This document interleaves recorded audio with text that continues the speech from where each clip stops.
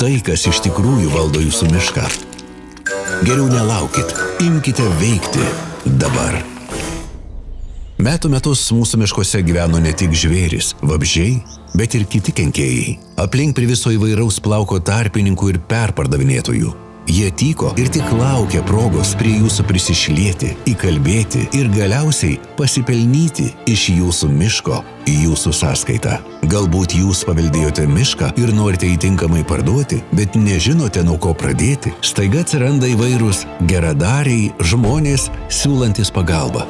Jie žada greitą sandorį ir neva tai gerą kainą. Bet ar iš tiesų šie tarpininkai žaidžia žaidimą, kurio taisyklių jūs nežinote? Jie moka manipuliuoti skaičiais, slėpti tikrąją miško vertę ir galiausiai nusineša didžiąją dalį pelno, o jūs liekate su gerokai mažesnė suma, nei galėjote gauti. Dar blogiau, dėl nežinomybės daugelis miško savininkų apskritai vengia priimti sprendimą. Miškai lieka be priežiūros, kenčia nuo gaisrų ir ligų. Priežiūra kainuoja nemažai. Jūsų turtas, kuris galėtų būti aukso vertės, jums virsta našta.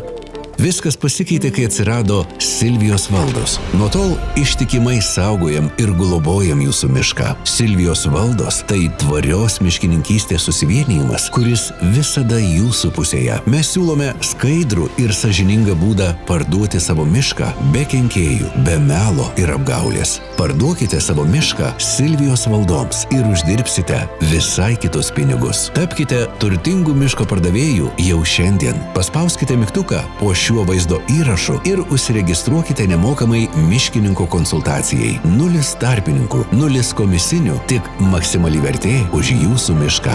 silvijosvaldos.lt